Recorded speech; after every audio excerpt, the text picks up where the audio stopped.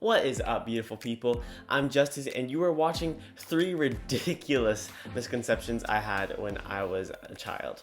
A wee little boy. Alright, let's get into it.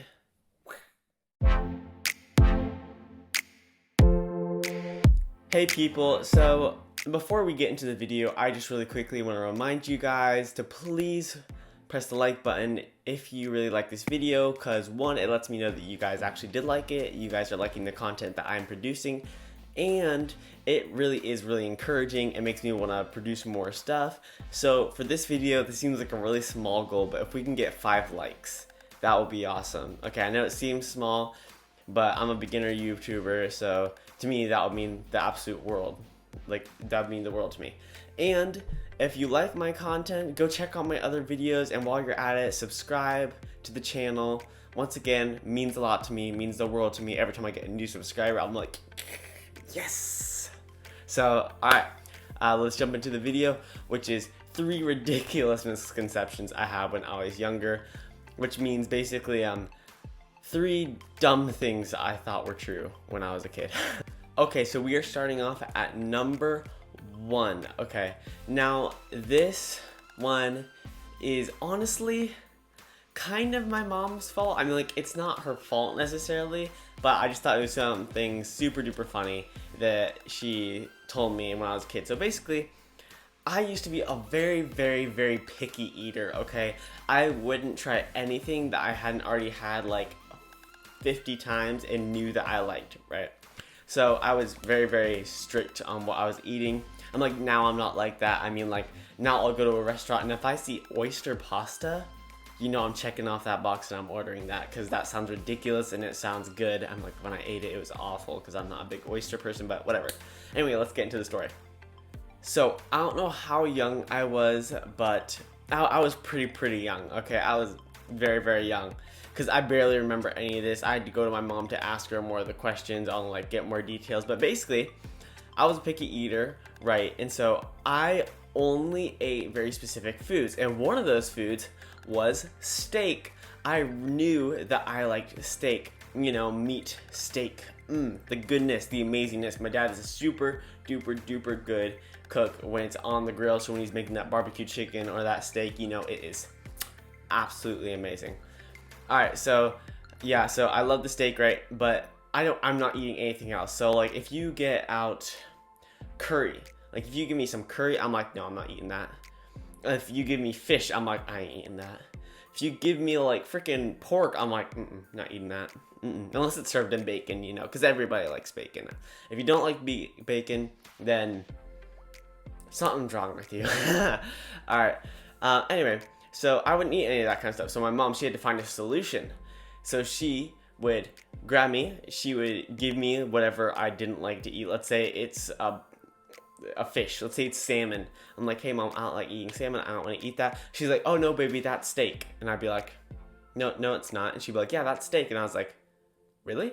She's like, yeah, that's steak. That's steak. You love steak. And I was like, I love steak. She's like, yeah, so eat the steak. And I'm like, okay. So I ate it. I loved it. And I was like, yeah, okay, yeah, that's steak. I love a steak. And so she would keep doing that to me. And the only way she would be able to get me to eat meat is if she told me that it was steak, which was genius on her part. But then I grew up with this thing where, let's say there was a food that I really didn't like. So no matter what she said, she was like, hey, that's steak. I would eat it. And I'd be like, ugh, that's awful. Okay. So what I remember is, the only time that I remember this happening is with curry. Okay, there's this weird chicken green curry dish. I ate it, she was like, that's steak, and I was like, ugh, that's awful. And I don't remember any of the past times I ate steak. So then in my brain, I was like, okay, steak is bad, I don't like steak. So then all these times happened where I was like, hey mom, I don't like steak.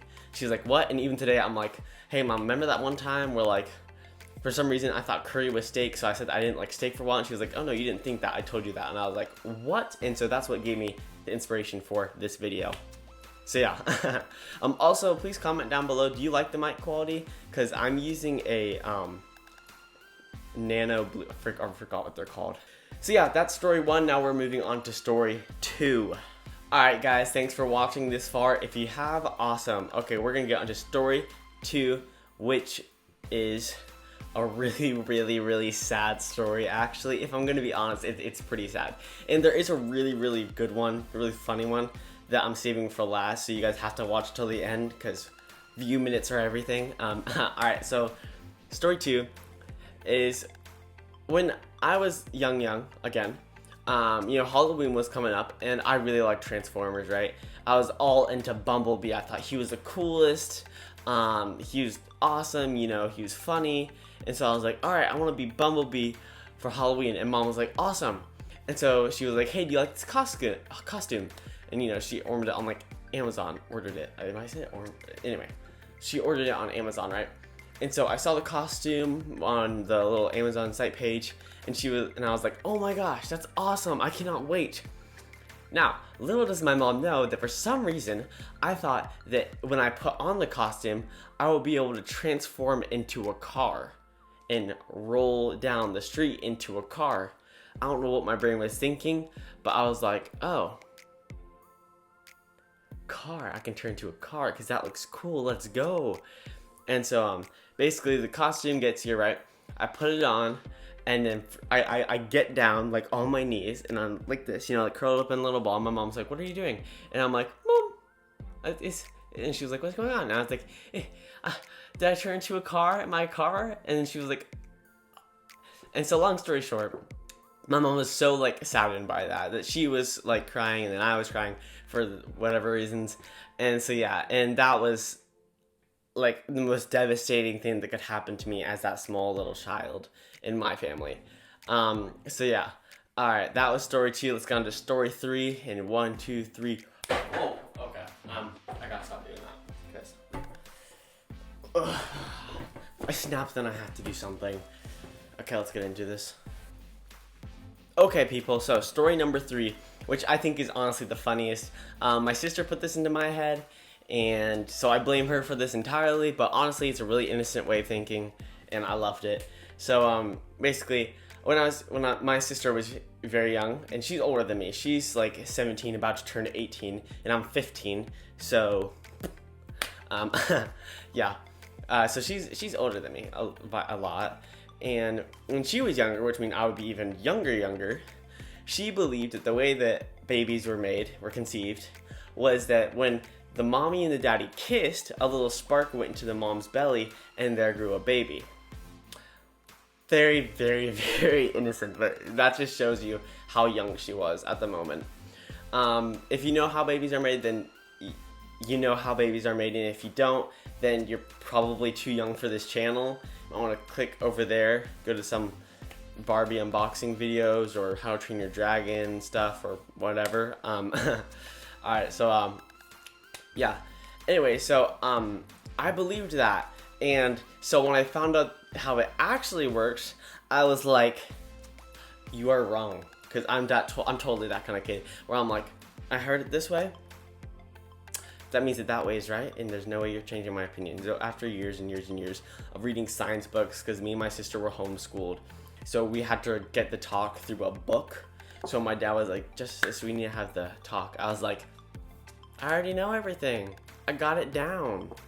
And so yeah, that was my third story, and that was how I believed that babies were made for a very, very long time. All right, let's get on to the end. All right, let's do it. All right, conclusion, let's go. Thank you guys so